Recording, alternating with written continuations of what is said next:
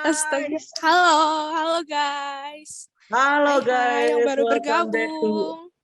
Selamat bergabung. Hari ini kita bakal ngobrol-ngobrol ya, kita bakal ngobrol-ngobrol sama Bener Kak banget, Andre.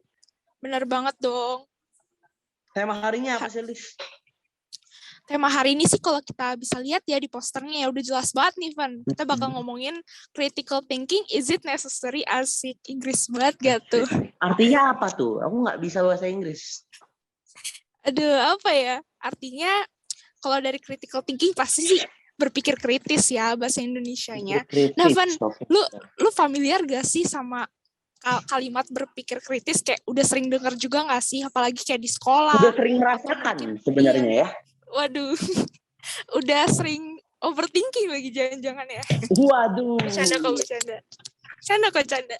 Udah sering merasakan critical thinking dan overthinking saya nih ya, malam-malam biasa. Pagi-paginya critical thinking di sekolah. Jangan sampai lah ya. Aduh, amin. Nah, kita mau bahas dulu nih. Sebenarnya critical thinking yang dimaksud hari ini itu apa sih? Apakah itu buruk atau bagus atau gimana cara kita melatih dan lain-lain? Itu kita bakal bahas hari ini. Kan mungkin teman-teman ada yang bingung kan, apa sih ini critical thinking, benar gak? Iya benar banget sih, Van. Oh ya, Van, daripada kita ngobrol-ngobrol berdua doang nih, mending kita nanya-nanya juga nggak sih sama teman-teman kita di sini? Kita mau tahu juga nih, menurut teman-teman di sini apa ya berpikir kritis itu? Siapa menurut nih, Van? Mau tunjuk siapa nih? Atau mau coba nanya? Ada yang mau mau coba untuk berpendapat mungkin apa sih tuh berpikir kritis? Gue mau nanya temen gue dulu nih, Lis. Boleh, kalau mau nanya juga. Boleh, oke. Boleh. Halo. Tunjuk aja nih, Van. Ini ada Raja Lenji. Wih, namanya keren Halo, banget. Raja. Bisa open mic gak? Oke, sepertinya lagi mungkin koneksi kali ya. Oke, dia katanya lagi nggak bisa open mic dulu ya, karena lagi sangat disayangkan banget ya. Jadi situasi tidak mendukung lah. Oke, kita lanjut ke orang lain aja ya, Lis ya. Boleh, Van. Karena tadi Given tunjuk cowok, gue tunjuk cewek dulu deh. Siapa ya? Siap. Gue penasaran nih sama Bevelyn. Hai Bevelyn, ini Bevelyn yang di IPK bukannya IPK kelas 7, apa beda lagi ya? Kelas 8. Kelas 8, sorry. Oh iya, baru inget mama. Halo Bevelyn. Halo Ci. Iya, aku pengen nanya nih ke kamu. Menurut kamu berpikir kritis tuh apa sih? Jadi cara berpikir dia itu kalau menurut aku sih kayak dia lebih kayak pengen cari tahu gitu. Kayak higher order thinking kayak gimana ya, kayak pokoknya kayak ingin menggali lebih dalam lagi gitu lah. Bener-bener. Aku setuju sih sama Bevelyn. Intinya lebih kayak mikirnya mateng-mateng gitu lah ya. Mateng-mateng, gak cuma daging tapi pikiran juga harus mateng-mateng, Van. Berarti itu well done. Maaf ya, rada gak nyambung. Well done. Kalau gak nyambung, gak apa-apa, Lis. Nyambung-nyambungin aja lah ya. Iya, nyambungin aja lah ya. Oke. Ini mau nunjuk orang lagi atau gimana, Lis? Atau kita udah gak sabar nih mau ngomong-ngomong? Atau lu mau masih penasaran nih? Kayaknya sih udah mau waktunya juga ya buat narasumber kita buat sharing-sharing. Gimana kalau misalkan kita persilakan dulu nih ke Ko Andre, mungkin buat perkenalan dulu sama kita. Boleh dipersilakan Ko Andre. Dulu. Halo Ko Andre. Halo Ko. Halo. Jadi mau kenalannya gimana? Ko? Baik. Oke. Ini juga saya lagi di luar. Oh iya, thank you banget kok udah sempetin waktunya buat mau sharing sama-sama kita kok. Ya, nggak masalah. Thank you, Ko. Yang mau dikenalin apa? Nama mungkin nama terus apa lagi tuh kok ya. Pokoknya yang bisa membuat kita mengenal kok lebih dalam, asik. Oke. Nama Andri. Nama lengkapnya Andri Adi Winaga. SMA-nya dulu di Pangudi Luhur, sekolah cowok semua. Aku baru dengar sekolahnya, Van. Nah, itu dia. Iya, aku Sekolahnya taunya Jakarta Kanisius Selatan. kok. Ya, kita Oh, musuhnya Kanisius. Jadi oh, Oh, eh, jangan sebut nama Kanisius di depan saya. oh, oke. Sorry ya kok. Nggak tahu dan nggak bermaksud. waduh. Enggak apa-apa. Terus kuliah sempat di Jerman, di TU Oh, Weinstefan di yes. Munich. Oh, keren ya, keren. Terus balik ke Indonesia, bikin bakso, jadi tukang bakso. Waduh, Wih, mantep banget. Iya. Jadi enak lapar tuh aku. rasanya guys. Jadi tukang bakso, Oke. sampai sekarang jadi tukang bakso dan tukang daging. Ya. Kita udah Keren. Waduh. dulu ambil jurusan juga teknologi pangan, food tech. Wih, di Oh, teknologi. Siap banget guys. Ini pasti hari ini narasumbernya itu banget. Sebenarnya tadi ada hubungannya juga berarti, Dis ya. Berarti matang-matang kayak bakso mateng gitu kan. Kan kalau bakso iya, mentah nggak bisa makan. Jadi harus Iya. matang. Makanya bener. kita harus punya critical thinking yang matang begitu guys. Daripada Bakso itu udah matang. Iya, kita makin ngawur-ngawur ngomongnya ya, karena saya tidak tahu critical thinking itu sebenarnya apa sih. Dan gue juga penasaran. Lu penasaran nggak, Lis? Penasaran banget dong pastinya. Langsung aja nih kita ngobrol-ngobrol ya Iya. sama Ko Andri. Boleh aja nih langsung menjelaskan Nah, apa sih critical kalau thinking dan kita lainnya. Oke. kita mulai ngobrolnya biar santai aja ya. Maksudnya nggak usah Boleh kok. yang gimana-gimana gitu. Nah, critical thinking itu tadi gue udah seneng juga sih waktu dengar kalian pada ngomong apa critical thinking itu pikir matang-matang, diperlukan atau enggak.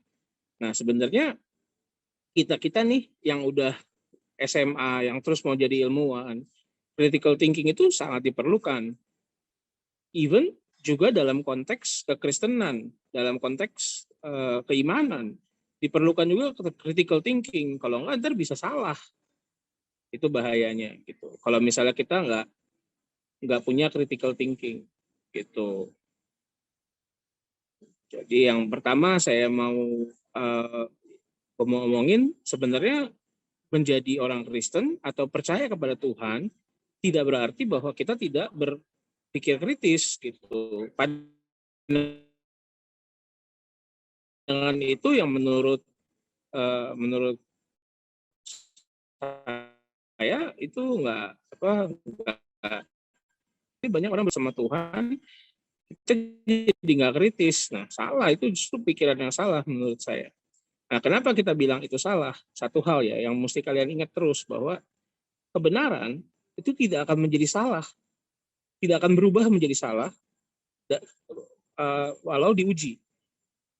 Jadi waktu kita berpikir kritis kan kita secara tidak langsung menguji kebenaran itu. Nah, kita nggak perlu takut karena kebenaran itu pasti akan tahan uji gitu.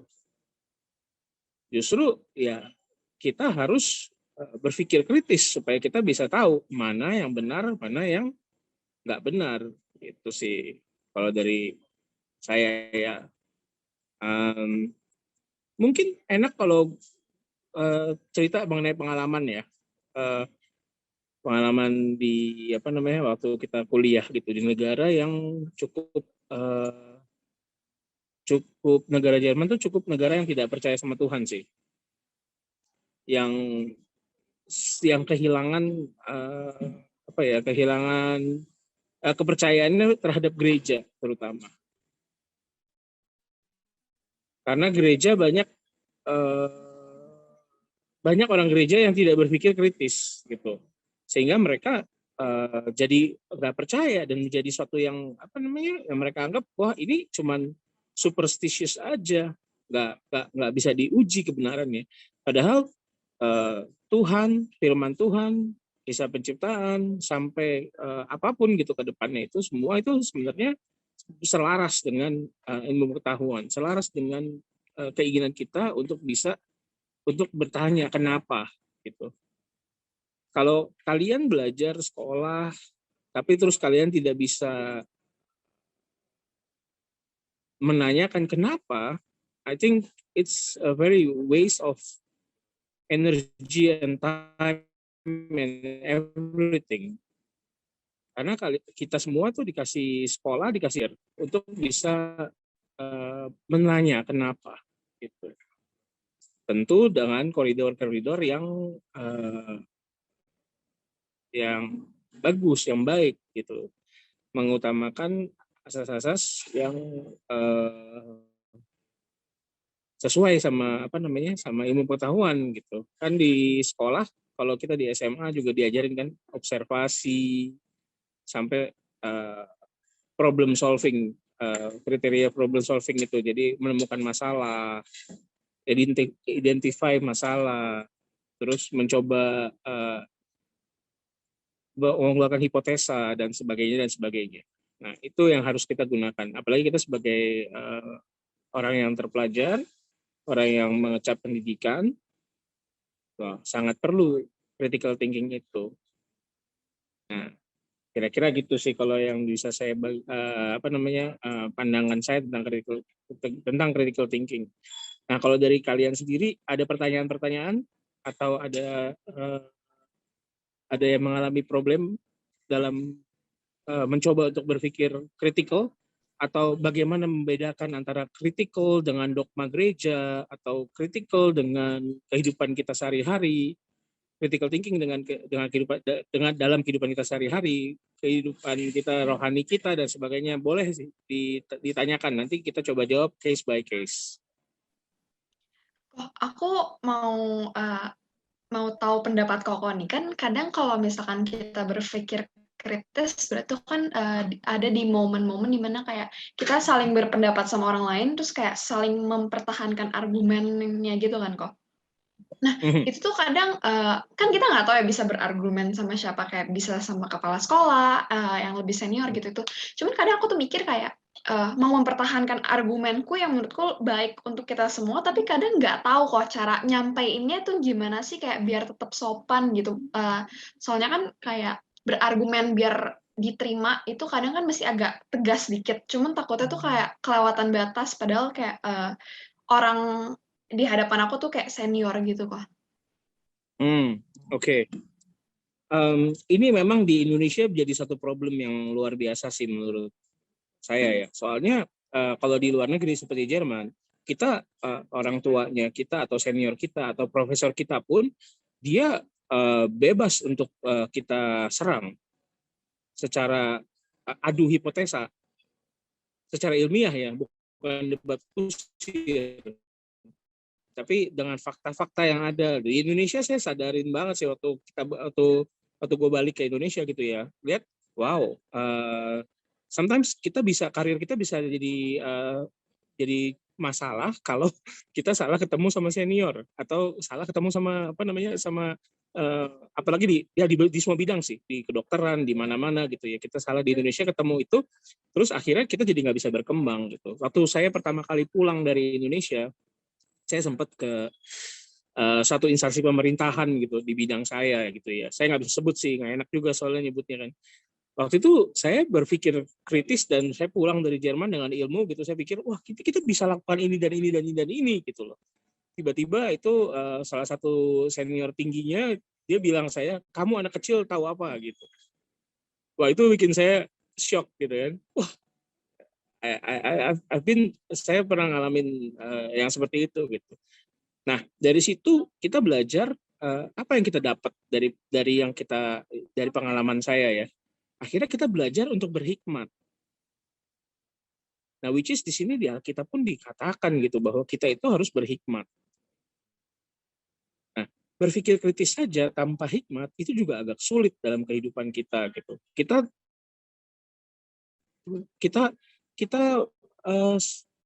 berpegang teguh ke satu pendapat kita sendiri gitu, itu akan jadi masalah juga gitu. Jadi kita mesti tahu kapan kita harus berkompromi, kapan kita harus mengatakan yang sepenuhnya, yang sejujurnya, ya bukan sejujurnya, selalu mengatakan yang sejujurnya ya, harus bagaimana kita harus door break melakukan serangan, kapan kita harus bisa diam gitu. Kita ambil contoh aja di politiknya kita ya, misalnya Pak Jokowi sama Pak Ahok, beda kan? Mungkin dua orang itu sama-sama punya niat yang sama, tapi cara penyampaian mereka, hikmatnya mereka berbeda. Nah, kamu lihat siapa yang lebih sukses. Ya. Nah, balik lagi hikmat. Bagaimana cara dapetin hikmat? Nah, itu memang hikmat bisa kita dapat dari pengalaman, dari jam terbang kita. Kedua, kita bisa baca buku-buku tentang pengalaman orang-orang yang sudah melewati masalah itu sebelumnya. Makanya saya paling senang tuh baca buku biografi orang-orang yang terkenal. Kenapa? Karena dari situ saya bisa belajar, saya bisa ngambil pengalaman yang mereka sudah alamin pahit, saya tidak perlu alamin lagi. Tapi kita bisa ambil nilai yang ada di situnya. Nah, itu adalah satu keadaan di mana kita tuh menyerap segala sesuatunya dengan cepat gitu. Informasi yang ada kan zaman sekarang informasi enak banget ya. Pakai Google, pakai apa semua ada. Nah, kita serap, kita pilah-pilah dan kita minta hikmat Tuhan untuk memilih itu, untuk memilah-milah mana yang kebenaran firman Tuhan, mana yang tidak gitu. Maka dari itu menurut saya sih ya Alkitab wajib dibaca. Ya kan? Dan kedua ya tadi itu biografi orang-orang. Supaya kita tahu pengalamannya gimana, supaya hikmat kita bertambah. Nah, cara yang kedua, Tuhan juga tulis dalam Alkitab, kalau kamu kurang hikmat, minta hikmat sama Tuhan, karena Roh Kudus memberikan kita hikmat. Benar kan? Ada kan di firman Tuhan? Itu pengalaman saya, Vela. Kira-kira menjawab nggak pertanyaannya? Menjawab. Cuman mungkin pas dipraktekin agak susah ya, kadang kebawa emosi sendiri kalau misalkan pendapatnya agak ditolak gitu kok. Ya, itu memang satu jam itu memang normal. Apalagi kamu masih muda, kita masih muda. Kadang-kadang kita pengen ini yang benar, ini yang harus kita jalanin gitu. Itu jiwa muda memang. Nggak apa-apa, itu it's okay. Tapi seiringan waktu nanti kamu akan ngalamin gitu bahwa saya dulu ya, saya pernah berantem sama owner perusahaan sampai akhirnya saya keluar dari perusahaan itu gitu. Dan itu pahit sekali sih. Setelah keluar dari perusahaan itu pahit banget gitu.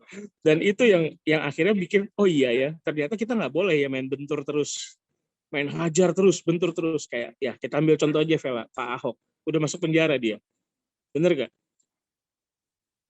Suatu hal yang dia nggak perlu sebenarnya kalau dia bisa belajar dengan lebih baik. Tapi saya tidak menghakimi Pak Ahok di sini. Maksudnya dia baik lah, dia oke lah. Ya gitu. Maksudnya ya kita bisa belajar dari pengalaman-pengalaman orang lain. Tapi ya intinya gitu sih. Kadang-kadang kita ada namanya kalau di ilmu bisnis ya, mengalah untuk menang. Seolah-olah kamu seperti mengalah, tapi kamu ternyata menang di situ. Seolah-olah kamu ngambil satu langkah mundur, tapi setelah itu 2 langkah maju. Itu satu. Kedua ya, yang terlintas dalam pikiran saya, kawan-kawan sini semua. Kalau kita jadi orang yang nggak pernah mau dengar perkataan orang lain, maka teman-teman kita tidak akan ngomong lagi sama kita. Dan kita akan kehilangan satu sumber koreksi, sumber masukan yang paling baik gitu. Pengalaman saya juga. Kalau misalnya setiap kali kita diomongin, Andri, misalnya, kamu jangan pergi ke sana, gitu. Tapi kita pergi terus dan kita langgar terus sampai teman-teman kita akhirnya pikir, wah udahlah, percuma saya ngomong sama dia. Nah itu kerugiannya ada di kita sendiri. Gitu. Itu yang kita juga mesti hati-hati. Gitu. Kita butuh teman-teman, kita butuh surrounding community, kita butuh kita butuh people untuk kita bisa grow together, untuk kita bisa itu bersama maju bersama. Ya gitu kira-kira Vela. Jadi tenang aja. Itu emang tidak menyenangkan, tapi kadang-kadang kita harus mengalah untuk kita menang. Oke? Oke, gila asik banget nih kata-katanya, sangat-sangat wow. Oke. Kok ini kok ini ada salah satu teman kita nih yang nanya nih. Aku bacain ya kok ya. Iya. Hai kok Andri, saya mau nanya. Kan kalau menurut Alkitab manusia diciptakan dari debu tanah. Sedangkan kalau menurut sains manusia berasal dari evolusi. Menurut teori Darwin itu. Nah, gimana kok hubungannya antara sains dan agama Kristen? Oke. Let me help you with this. ini agak susah juga sih sebenarnya. Cuman kamu pernah pikirin nggak bagaimana bicara sama bayi umur 2 tahun, jelaskan mengenai prinsip kerja mobil? Waduh, kalau nggak pecah otaknya sih hebat ya. Nah, jadi gini, kalau kita lihat Bible, kita mesti lihat, saya sih bukan ahli Bible ya, tapi kita mesti lihat Tuhan berusaha untuk kontak dengan manusia yang level pendidikannya, level pengetahuannya, level kuasanya, level powerfulnya itu jauh berbeda sama kita. Can you imagine how to explain Adam and Eve kisah penciptaan?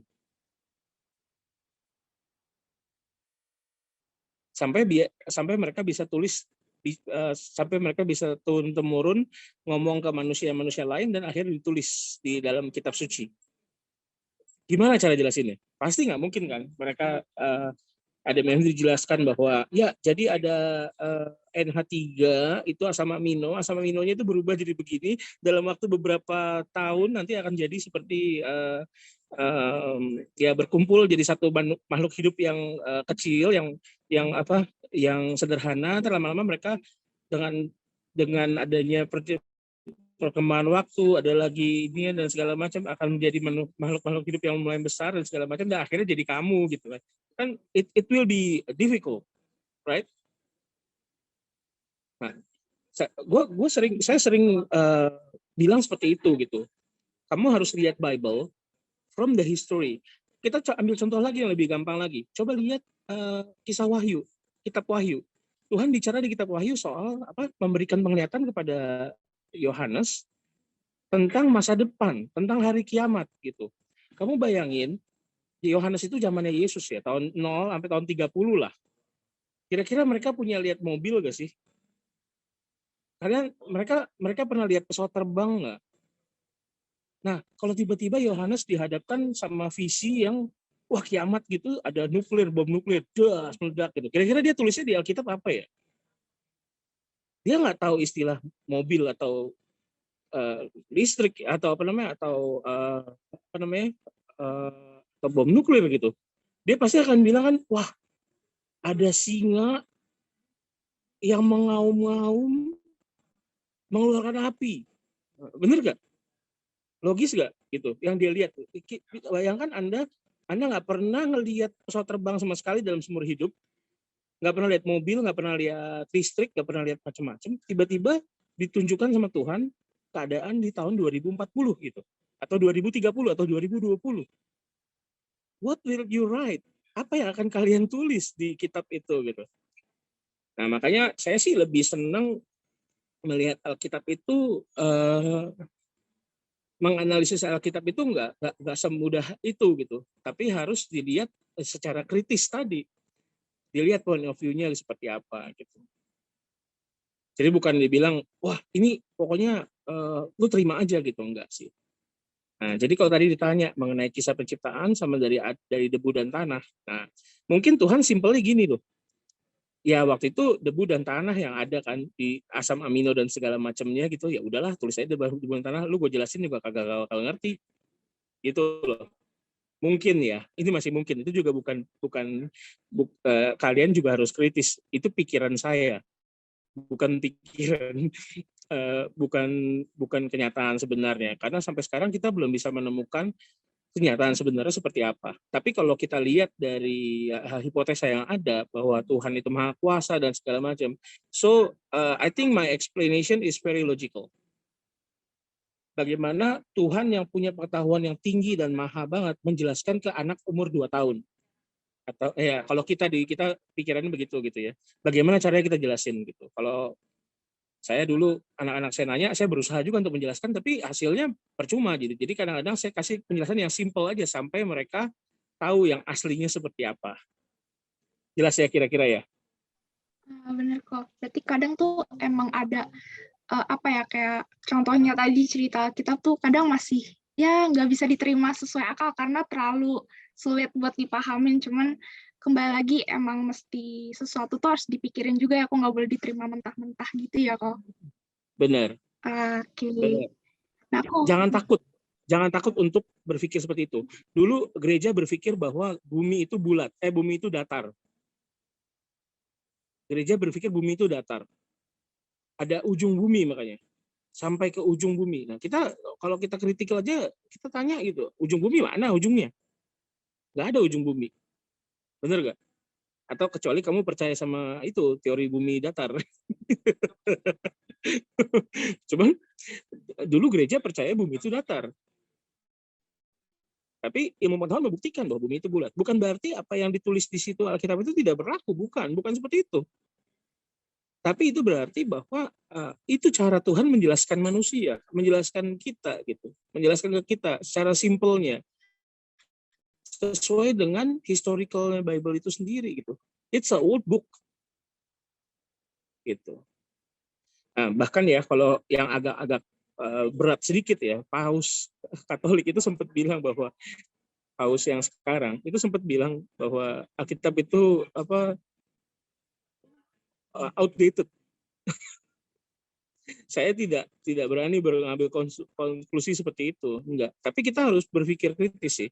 I mean, ada beberapa hal yang memang kita harus lihat kenyataannya seperti apa, dan balik lagi, truth itu tidak akan Tuhan tidak berasa ketakutan untuk diuji kebenarannya, karena Dia adalah kebenaran. So don't be afraid, just do it gitu. Pikirkan aja dan cari explanation yang logis. Tentunya jangan terus ngada-ngada dan akhirnya ngacak-ngacak juga gitu. Tapi tetap harus dengan logika, dengan pemikiran yang logis gitu. Oke kok. Jadi emang berpikir logik tuh emang benar-benar dibutuhin banget ya kok. Iya. Apalagi kalau misalkan nggak logis, waduh bisa kesasar deh. Nah kok aku ada ini ada yang nanya juga nih kok, nanya lagi di chat dari Raja. Shalom kok, saya ingin bertanya mengenai critical thinking dalam hal kebenaran firman. Karena sebagai orang Kristen, kita tidak boleh terima-terima saja. Pertanyaan saya, berarti khotbah-khotbah yang kita dengar harus diuji dengan isi firman ya kok? Karena kebenaran adalah mutlak oleh kebenaran bersumber dari firman Tuhan. Artinya harus back to the Bible. Nah gimana tuh kok, kira-kira pendapat dari Koko? Iya benar. Semua khotbah itu ya kamu nggak bisa langsung percaya aja. Saya bahkan kalau pas lagi ngobrol sama anak-anak kita di GPCC ada date kan. Saya salah satu date leadernya, kadang-kadang saya ngomong sama dia. Itu pun sama anak-anak date kita gitu ya. Itu pun saya selalu ngomong, hey, kamu nggak boleh percaya perkataan saya apa adanya begitu saja. You have to lebih kritis.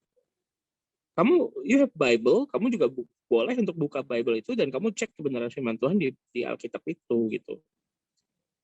Gitu, benar. Itu emang harus dilakukan. Jadi karena nggak jangan percaya aja. Kadang-kadang nih kayak ambil contoh deh, ada yang nonton film Noah belum? Yang terbaru dari kayaknya di Netflix ada deh. Kalau kamu baca film Noah itu diceritain di jalan cerita itu seolah-olah sama Alkitab, tapi ada beberapa yang details yang beda sama Alkitab gitu. Waktu gue nonton film itu, setelah itu saya baca lagi Alkitabnya gitu. Oh jadi tahu, ternyata yang ditulis di situ ada beberapa yang bukan dari Alkitab. Nah kadang-kala setelah itu orang nggak baca, orang suka nonton filmnya, akhirnya menganggap yang benar itu yang di film. Nah itu kan jadi bahaya gitu. Gitu, iya. Jadi belum tentu benar ya kok kalau misalkan aku juga pernah nonton sih kok filmnya yang Noah itu yang orang bule itu kan ya kok. Iya dia bilang Sem, Ham, Yafet nih gampang aja, Sem, Ham dan Yafet. Coba deh urutannya anaknya Sem, Ham dan Yafet kayaknya di film itu sama di Alkitab beda urutannya. Dan di Alkitab juga dibilangin bahwa dia itu mereka tuh naik perahu dengan istrinya masing-masing. Di film itu kan yang dapat istri cuma si Sam, yang lainnya nggak dapat. Bener kan?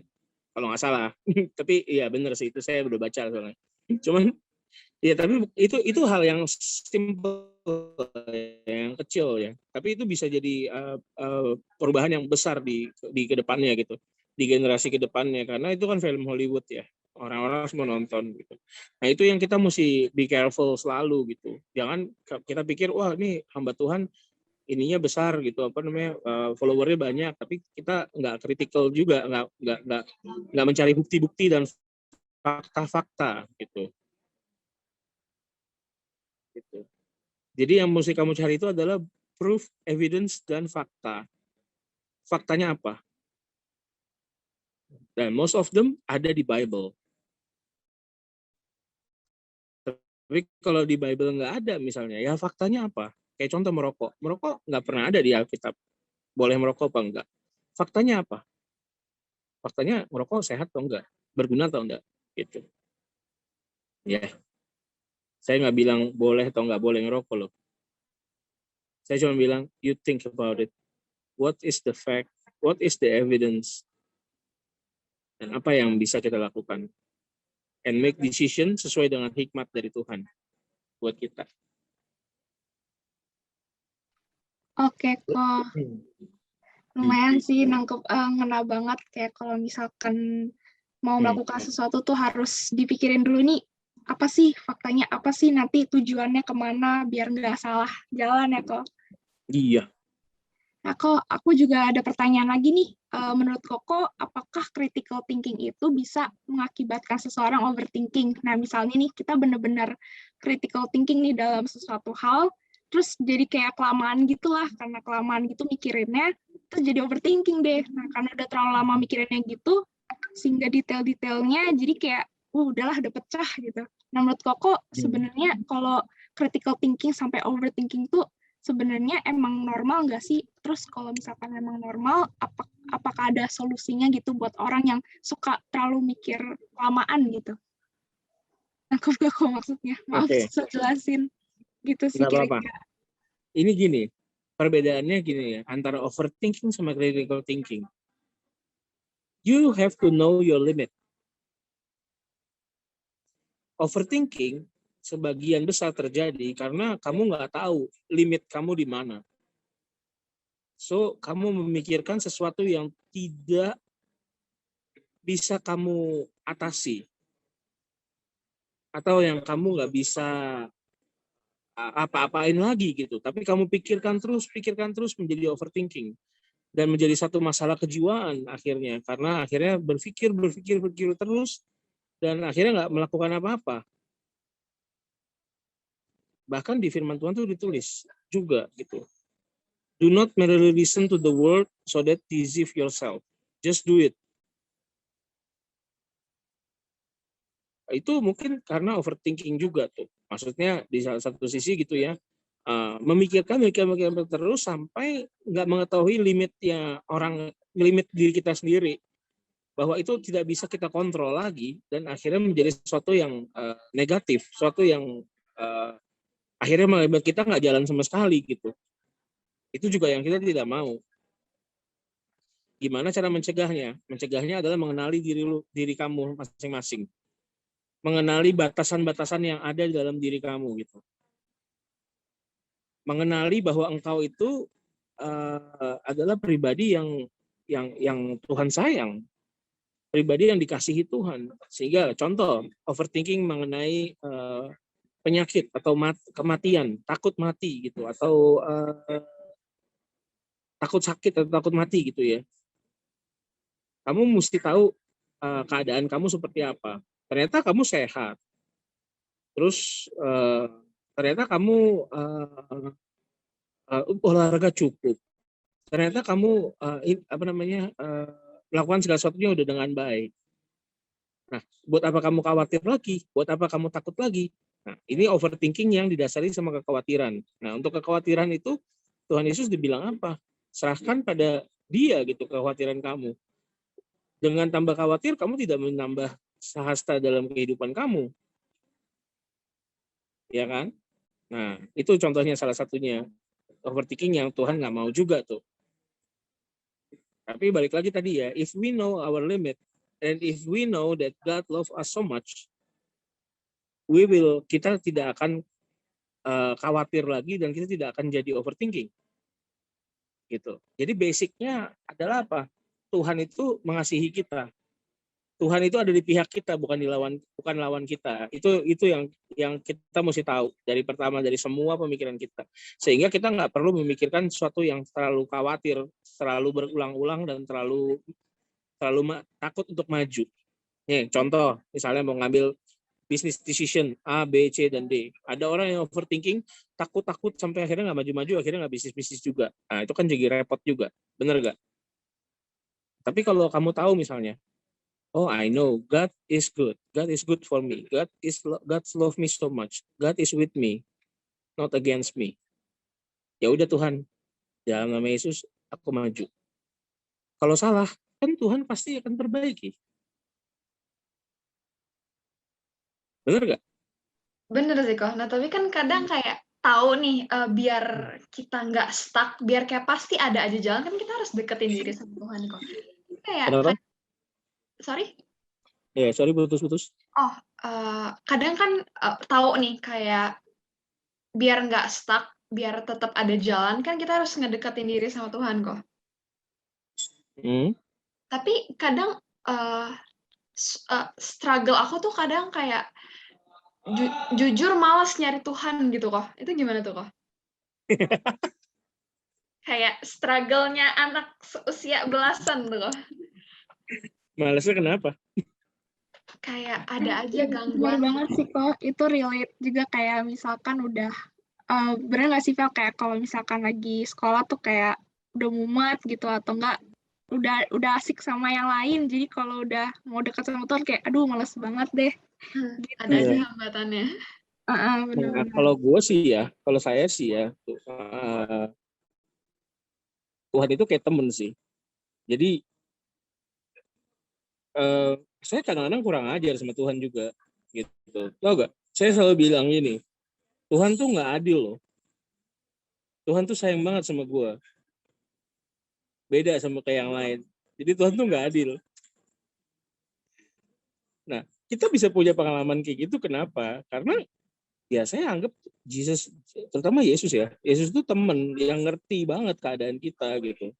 Nah, kadang-kadang image Tuhan sebagai teman dan Bapa ini yang jadi kendala di kita gitu. Mungkin kamu ngelihat papa kamu atau teman kamu pernah dikhianati dan segala macam, sehingga gambaran kita tentang Tuhan sebagai teman dan sebagai Bapa itu terdistorsi. Jadi terganggu gitu. Jadi kita susah juga untuk dekat sama dia. Padahal sebenarnya he is your friend. You can talk about everything. Saya kadang-kadang bisa marah-marah sama Tuhan loh. Pas lagi marah, Tuhan gue kesel banget sama lu, serius gitu. Cuman ya lu tau lah, kalau misalnya lawan Tuhan, kan Tuhan maha kuasa ya. Ya hati-hati lah, jangan terlalu over juga. Kalau dia marah gimana? Kalau kita marah, dia nggak apa-apa. Kalau dia yang marah sama kita gimana gitu kan? Ya itu aja. Jadi saya suka banyak bercandain sih, sehingga buat saya ketemu ada saat-saat dimana saya juga susah sih ngobrol sama Tuhan, terutama boleh dibilang pengalaman yang 2 tahun lalu, setahun lalu, saya berasa bosan banget, kayak kesel banget sama Tuhan gitu ya. And then waktu itu mungkin saya kena sakit, tapi saya sebel banget waktu kena sakit. Saya bilang, Tuhan, gue udah melayani, gue udah lakukan ini, lakukan itu, gue masih kena sakit juga. Lu maunya apa sih gitu? Nyebelin banget deh lu gitu. Akhirnya gue masuk rumah sakit for the first time in my life, in my 41 years, sorry. Akhirnya saya masuk rumah sakit gitu, for the first time. 2 hari pertama saya benar-benar malas banget ngomong sama Tuhan. Tapi Tuhan tuh sayang banget loh sama kita ya. Di hari ketiga itu saya secara nggak langsung tuh dipaksa untuk praise and worship, karena nggak tahu lagi mau ngapain gitu. Dan di situ tiba-tiba kita ngerasain bahwa kayak Tuhan yang bilang, even kamu jauh sama aku tuh ada di pihak kamu, aku tuh belain kamu, I love you like I'm your father gitu. Dan kebetulan kan saya kan udah punya anak ya, emang rasa sayang saya sama anak itu mau anaknya nakal kayak apapun tetap sayang sih. That's a problem sebenarnya buat bapak-bapak, kebanyakan bapak-bapak. Dan saya pikir Tuhan kayak selalu bicara sama kita, nah seperti kamu sayang sama anak kamu, apalagi aku sama kamu gitu. You are my son, so I will always accept you gitu. Nah akhirnya di hari ketiga itu ya saya rasain hadirat Tuhan lagi, akhirnya bisa ini lagi gitu. Tapi benar sih, emang nggak selalu gampang untuk kita untuk tetap kontak sama Tuhan gitu. Memang tidak selalu gampang, but He's there for you. Dan dia adalah orang yang pasti ada buat kamu di saat kamu nanti paling membutuhkan dia. Ingat itu aja. Oke? Thank you Ko buat pencerahannya, bener sih Ko. Karena aku sendiri juga ngerasa gitu sih, sama kayak kadang tuh apa ya, emang pasti ada kan momen-momen jenuhnya, apalagi lagi ngamut gitulah intinya, terus sudah malas banget lah buat ngobrol sama Tuhan, terus tiba-tiba bisa yang kayak kepikiran gitu, kok gue udah cuekin Tuhan tapi Tuhan masih sayang sama gue ya, gue masih bisa makan enak, gue masih bisa ketemu teman, walaupun ya secara online gini kan masih bisa ngobrol, kan udah bersyukur banget gitu kan, terus masih bisa sekolah juga. Itu emang benar-benar ini sih, kayak aduh kayak gue kurang ajar banget deh sama Tuhan gitu. Ya. Ada lagi pertanyaannya? Yuk guys, mungkin buat yang mau nanya-nanya nih, boleh banget klik di G-Form yang udah dikirim sama Vela, itu ada di chatnya. Boleh langsung diketik apa sih yang mau kalian tanyain sama Ko Andri tentang critical thinking. Boleh banget. Atau kalau misalkan nggak mau chat juga, langsung on mic juga bisa, biar langsung gitu, langsung ngobrol gitu. Jadi nggak terlalu ini deh, nggak terlalu kaku gitu lah ya. Ya nggak, Kalau waktunya udah habis juga nggak apa-apa, nanti kita jawab lewat email atau lewat apa juga bisa sih. Boleh, bisa boleh. ngobrol-ngobrol chat lagi gitu. Mungkin sambil nunggu pertanyaan dari teman-teman, aku mau boleh gak sih kayak Koko kasih kita tips gimana sih biar kita tuh bisa berpikir kritis, biar terlatih gitu kok. Ya, gini ya. Ingat, selalu lucu. Selalu ngelihat seperti anak-anak gitu. Selalu passionate gitu. Kita mau sesuatu yang jangan semuanya ya terima-terima aja, tapi selalu berani untuk mencoba sesuatu gitu. Itu pertama sih. Kedua, selalu punya pengharapan. Because in Him there is a hope. Di masa susah, kamu sesusah apapun, tetap harus ada pengharapan. Never look back. Lihat pengharapan itu gitu. Itu yang kedua. Yang ketiga, ya tetap sadar bahwa Tuhan itu mengasihi kamu. Apapun yang kamu lakukan, Tuhan ada buat kamu. He never failed you. Itu aja sih. Nah, dari situ dengan kamu berpikir dengan 3 tadi itu, pasti kamu akan terus bisa berpikir yang baru-baru, new things, new idea come, kreatif. That's critical thinking. Kreatif is a part of critical thinking loh. Ya, itu aja sih kira-kira. Bella. Nah, kadang kan kalau misalkan aku pernah dari pengalaman pribadi aku ya, kadang aku pas baru nih kayak masuk sekolah baru, terus kayak aku punya berpendapat, terus kayak aku tuh orangnya suka lupa situasi gitu loh, kayak padahal baru ketemu nih, kadang kayak terlalu kritis sampai kayak orang-orang tuh shock sama aku, sampai takut sama aku. Nah itu mungkin ada mungkin cara untuk memperbaiki image orang baru ke aku tuh gimana kok? Oh, kalau itu sih pertama dari kamu dulu. Ya, kamu tahu bahwa itu your weakness. Misalnya kamu sering terlalu sering maju dulu dan segala macam. Tapi ya kamu harus menerima diri kamu dulu sebelum orang lain bisa menerima kamu juga. Sebenarnya apa yang orang lain katakan nanti nggak penting, tapi begitu kamu tahu bahwa this is my weakness, so I will work on it. I want to try to listen to people more. Then nggak penting apa yang orang lain akan katakan, gitu loh. Yang harus kamu fokuskan adalah bagaimana ya kalau kamu berpikir bahwa kamu terlalu frontal, sekarang ya coba berpikir untuk tidak terlalu untuk ngelihat di situasi orang lain itu gitu. Kamu jangan fokusnya bagaimana kamu please other people, but how you change to be a better people, bukan how you please other people. Tapi ya maksudnya ya kamu tahu kayak wah ini not good for me nih, kalau gue terlalu frontal gue dimusuhin orang, it's not good for me, so I want to change. Dan basically di situ change-nya di situ ya, Tuhan help me to change, berikan aku hikmat Tuhan. Nah jadi kamu ntar fokusnya adalah berusaha untuk berhikmat, nggak langsung ada satu gelora dalam diri kamu langsung kamu ngomong gitu. Tapi kamu lebih berhikmat. Ini baik gak ya gue omongin? Ini oke gak ya? Berpikir, kalau orang ini aku bilang kayak gini, dia kira-kira bakal marah gak ya? Gitu. I see. Oke. Tapi fokusnya jangan untuk menyenangkan orang lain. So because it's kamu nggak akan bisa menyenangkan orang lain. Gitu. Karena kita semua bukan duit. Ini kata teman saya orang Cina ya. Kamu bukan duit, Andri. Kamu nggak bisa bikin semua orang senang. Kalau kamu duit, baru semua orang senang sama kamu, dia bilang gitu. Bener juga loh, walaupun bukan orang Kristen tuh pendapatnya. Uang number one. Oke. Iya kan?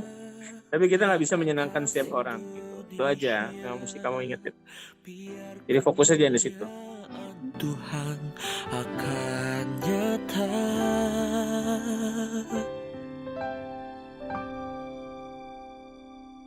Bagi bangsa ini kami berdiri dan membawa doa kami kepadamu. Sesuatu yang besar